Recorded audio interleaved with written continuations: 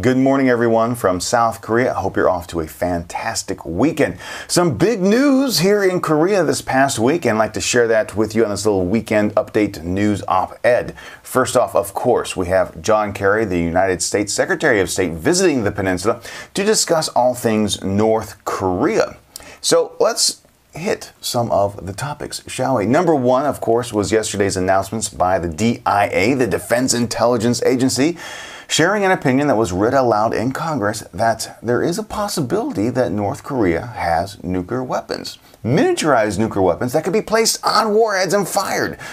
Well, let's take a closer look at that, and you can look down below at the article linked to CNN. Now, it should be noted that this agency's opinion is not shared by others, and it also stated in this article that the delivery of such weapons is highly unlikely because they don't have a reliable delivery source. There are a lot of issues with having a warhead on a missile, being able to fire it, having a good targeting system, and having the warhead stay intact during this flight.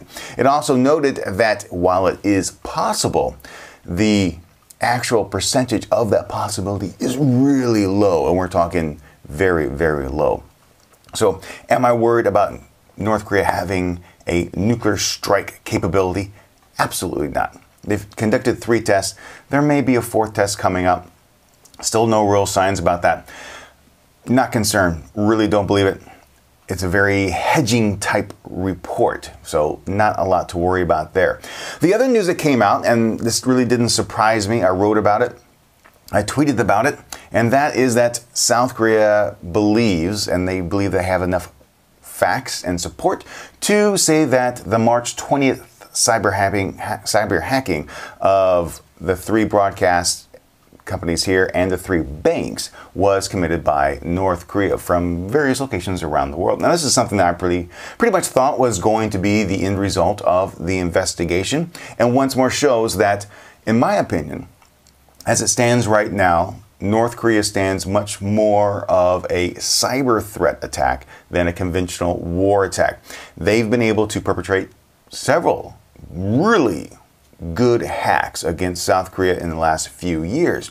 And some people wonder if that is just because they're really, really good, or is it because South Korea is really lack in their cyber defense force? And there could be some truth to both of those. One of the things that we have mentioned in several blog posts around the internet and several conversations is that South Korea really is dependent on ActiveX and Windows XP, really outdated computer system. There are lots of viruses all over South Korea, really easy to penetrate those types of systems. In fact, on a recent project I was working on, one of my coworkers wanted me to copy some files to a portable hard drive, and this is in a school where they have viruses, virus protection software, and as soon as I plugged in that portable hard drive to my computer, boom, my virus software picked up 3 different Trojans on that portable hard drive. And this is at a good school that has virus software running, and still there are viruses on there. So in South Korea, lots of viruses floating around because of the outdated operating systems. Really easy to get in there. So I do think South Korea has a good cyber defense force. I just think the problem really is that the country relies too much on ActiveX and Windows XP. So that is your big news for today. Again, nothing to worry about. When I returned from the Philippines, we walked through Incheon International Airport, absolutely calm, no panic, no concern whatsoever. The same was said when we arrived from the airport to Seoul Station. Very calm. Life is normal here. It is great. How are things in your areas?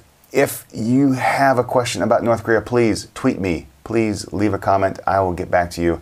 As more information comes out about North Korea, I will certainly share it. It is the 13th.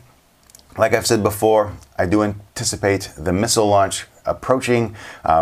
Maybe not while Secretary Kerry is in Korea, maybe as soon as he leaves, but certainly in or around the 15th on Monday. So have a good weekend, and I'll talk to you soon.